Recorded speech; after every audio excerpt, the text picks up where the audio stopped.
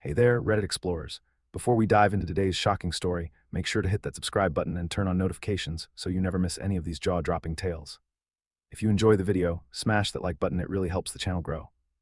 I never thought I'd be the guy telling a story like this. The guy whose wife cheats on him while he's laid up after surgery. The guy who watches his marriage crumble through security camera footage. But here I am. My name is Alex. I'm 34, and until 6 months ago, I thought I had everything figured out. A successful career in software development, a beautiful home in the suburbs with a custom-built home gym, and what I believed was a rock-solid marriage to my wife of 7 years, Melissa. Melissa and I met in college. She was studying communications, and I was grinding through a computer science degree. We weren't the classic love at first sight story, more like friends who gradually realized there was something deeper. After graduation, we both landed decent jobs, got married at 27, and started building our life together. Physical fitness was always important to both of us. In the early years, we went to the gym together religiously. As my career took off and the hours got longer, I found myself missing more of our gym sessions. Melissa, who worked as a marketing manager with more regular hours, kept up her routine. She'd always been beautiful, tall, athletic, with striking green eyes and dark hair, but she became even more dedicated to fitness over the years. When we bought our house 3 years ago, I surprised Melissa by converting the basement into a fully equipped home gym. Top-of-the-line equipment, mirrors along one wall, even a small bathroom with a shower. I spent a small fortune on it, but seeing Melissa's face when I revealed it to her made every penny worth it. Little did I know I was building the perfect stage for my own humiliation. About a year ago, Melissa suggested hiring a personal trainer to help us maximize our home gym investment. She'd been following this guy, Ryan, on Instagram. He had an impressive physique, credentials from some fitness institute, and a growing client list of in-home training. He could come to us twice a week, she suggested, showing me his profile on her phone. Look at his client transformations. That could be us. Ryan was about our age, maybe a bit younger. Tall, muscular, with the kind of confident smile that probably never knew rejection. I wasn't thrilled about letting a stranger into our home regularly, but Melissa was so excited about it that I agreed. We could afford it, and if it made her happy, why not? Ryan started coming over Tuesday and Thursday evenings. At first, I participated in most sessions, though I often had to cut mine short to jump on late work calls. Melissa and Ryan would continue while I was upstairs in my office. He seemed professional enough, focusing on form and pushing us just the right amount. Melissa was always energized after their sessions, talking about muscle groups I'd never heard of and tracking her progress meticulously. Things were going well until they weren't. 8 months into our training arrangement, I tore my ACL playing basketball with some colleagues. The injury required surgery and a lengthy recovery period. My doctor estimated I'd need at least 3 months before I could resume any serious physical activity. You should keep up your sessions with Ryan, I told Melissa after coming home from surgery. No reason for both of us to lose progress. She hesitated. Are you sure? I could switch to mornings at the local gym instead. I don't want you to feel left out. Don't be silly, I said. I'll be hobbling around for weeks. The last thing I want to do is watch you two work out while I'm stuck on the couch. I'll be upstairs resting. Keep your routine. Looking back, that conversation plays in my mind on an endless loop. I practically gave them permission. For the first few weeks after my surgery, I was mostly confined to our bedroom upstairs, managing pain and beginning basic physical therapy exercises. Melissa was attentive and caring, bringing me meals, helping me shower, making sure I took my medication on schedule. On training days, I'd hear Ryan arrive, exchange pleasantries with Melissa, and then the familiar sounds of workout music drifting up from the basement. One evening, about a month after my surgery, I was feeling particularly restless.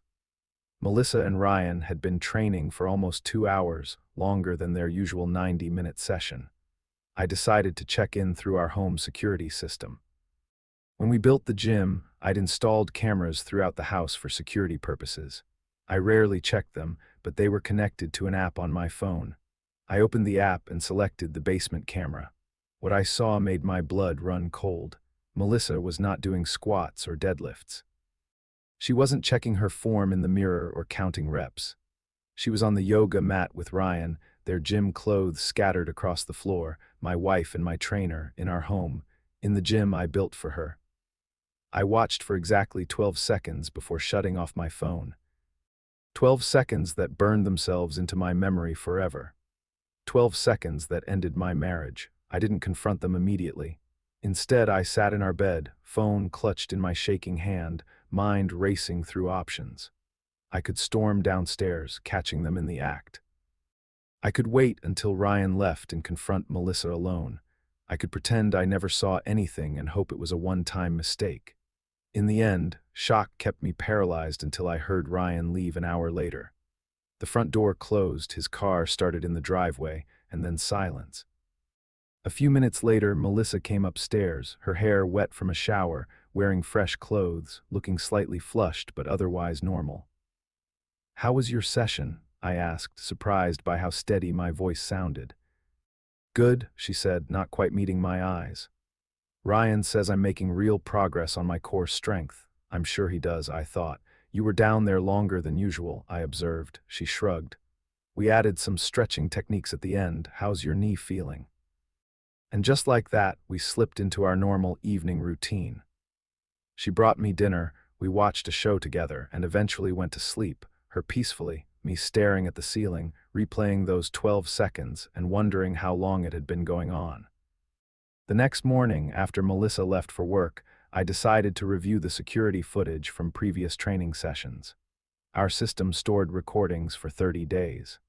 What I found confirmed my worst fears. This wasn't the first time. It had started subtly. 3 weeks after my surgery, there was lingering physical contact, his hands staying on her waist too long when spotting her, unnecessary adjustments to her form. 2 weeks later, they were hugging at the end of sessions. A week after that, kissing. And then, the full betrayal. I watched 5 weeks of my wife's infidelity unfold in fast forward. Sometimes they wouldn't even make it through the workout before they were all over each other. Other times, they would complete the training and then reward themselves with each other. There were instances where they didn't even bother with the pretense of a workout at all. All of this happening just one floor below me while I was recovering from surgery, trusting both of them. I spent the entire day watching footage, taking screenshots, documenting everything. Not because I needed proof for myself, the images were already seared into my brain, but because I knew what I had to do next. When Melissa came home that evening, I was sitting at the kitchen table, my laptop open in front of me. "Hey," she said, putting down her purse. "You made it downstairs, that's progress." I didn't smile. "Sit down, Melissa." She must have heard something in my voice because the cheerfulness dropped from her face. "What's wrong? Is it your knee?" "I saw you," I said simply. "With Ryan, yesterday." Her face went through a remarkable series of expressions. Surprise, confusion, denial, and finally fear. "What are you talking about?" she attempted, but her voice cracked. I turned my laptop toward her, showing a paused frame from yesterday's footage. Even in the somewhat grainy security video, there was no mistaking what was happening. She began, then stopped. "Alex, I can explain." Can you explain doing this in our home, in the gym I built for you, while I'm upstairs recovering from surgery?" My voice remained eerily calm, which seemed to unnerve her more than if I'd been shouting. "It's not what you think," she said, the most cliched line in the history of caught cheaters. "It's exactly what I think," I countered, advancing to another screenshot, "and it's been going on for weeks." I clicked through several more images, each one documenting their progression from inappropriate touching to full-blown affair. Tears started streaming down her face. "Alex, please, I made a mistake, a terrible mistake, but it doesn't mean anything. It's just physical. Just physical." As if that made it better, as if that didn't make it worse in some ways. "How long would it have continued if I hadn't seen the footage?" I asked. "Until I could walk properly again, until I could join your training sessions. Would you have looked me in the eye and spotted my weights after being with him?" She had no answer for that. "I want you to leave," I said finally. Go stay with your sister or a friend. I need time to think. Alex, no, we need to talk about this. We can fix this. She reached for my hand across the table, but I pulled away. There's nothing to talk about right now. I've seen enough. Please, just go. After more tears and unsuccessful attempts to change my mind, she packed a bag and left to stay with her sister. I texted Ryan a screenshot with a simple message, "You're fired." "Don't come back." He didn't respond. The next few days were a blur. I contacted a lawyer, explained the situation, and started divorce proceedings. I forwarded select screenshots to Melissa's and my parents, not to be vindictive, but because I knew she would spin a different story about why our marriage was suddenly ending. I didn't want to be portrayed as the villain. Melissa called and texted constantly. At first apologetic, then angry when I wouldn't engage, then desperate when she received the divorce papers.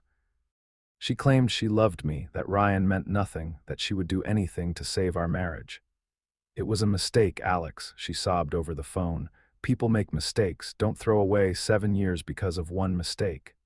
"It wasn't one mistake," I reminded her. "It was dozens of deliberate choices over weeks while I was injured, in our home." She had no defense for that. Ryan, meanwhile, lost most of his clients after I made sure people in our social circle knew what kind of personal training he offered. His Instagram business took a hit when several anonymous reviews questioned his professional ethics. I didn't set out to ruin him, but I wasn't going to protect someone who entered my home and betrayed my trust so completely. 3 weeks after discovering the affair, I had the home gym dismantled. I donated the equipment to a local community center and converted the space into a home office. I couldn't bear to see that room again, much less use it. My physical recovery progressed faster than my emotional one.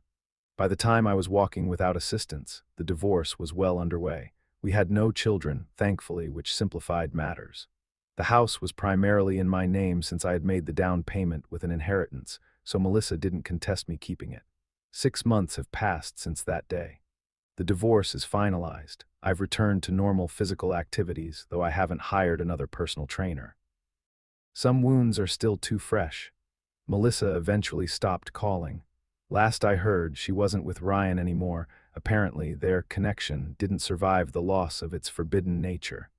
She moved to another city for a fresh start. I wish I could say I hope she's happy, but I'm not that evolved yet. Maybe someday. As for me, I'm slowly rebuilding. I've thrown myself into work, reconnected with friends I had neglected, and even started dating casually. Nothing serious yet. Trust doesn't come easily now. The security cameras are still installed throughout the house, though I check them less obsessively these days. Sometimes I wonder if I should have seen it coming. Were there signs I missed? Should I have been suspicious when she first suggested hiring Ryan? Or was I just the trusting husband, blind to the cliched scenario unfolding in my own home? In my darker moments, I'm haunted by those 12 seconds of footage, the first glimpse of betrayal that changed everything. In my better moments, I realize that while those seconds revealed the truth, they also set me free from a marriage that wasn't what I thought it was. If there's a lesson here, perhaps it's about trust, not that we should withhold it, but that we should be conscious of who truly deserves it. Melissa and Ryan didn't. But that doesn't mean no one ever will again. The home gym is gone. The marriage is over. The knee has healed. And someday, I hope, the rest of me will too.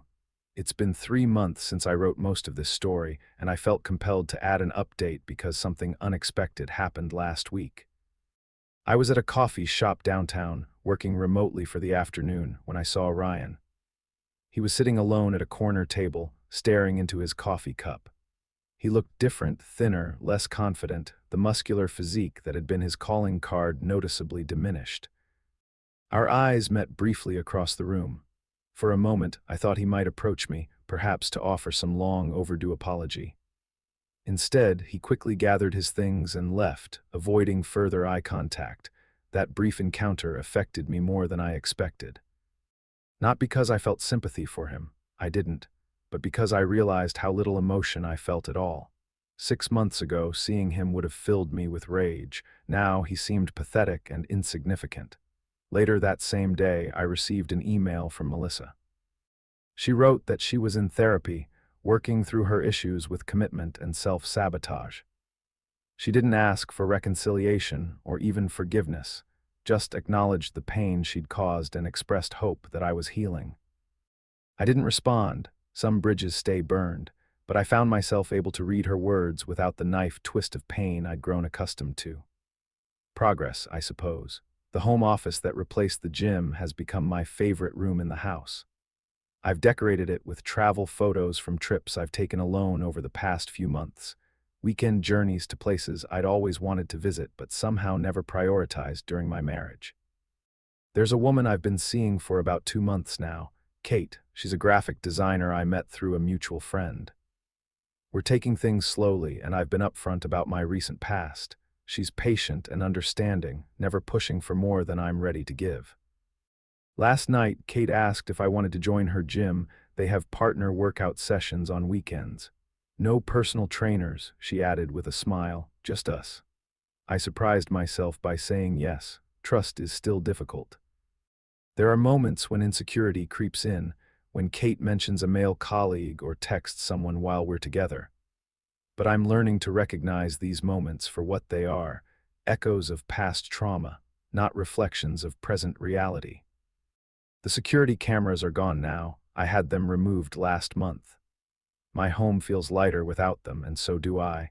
If you're reading this because you've experienced something similar, know that the raw pain does subside. The humiliation fades.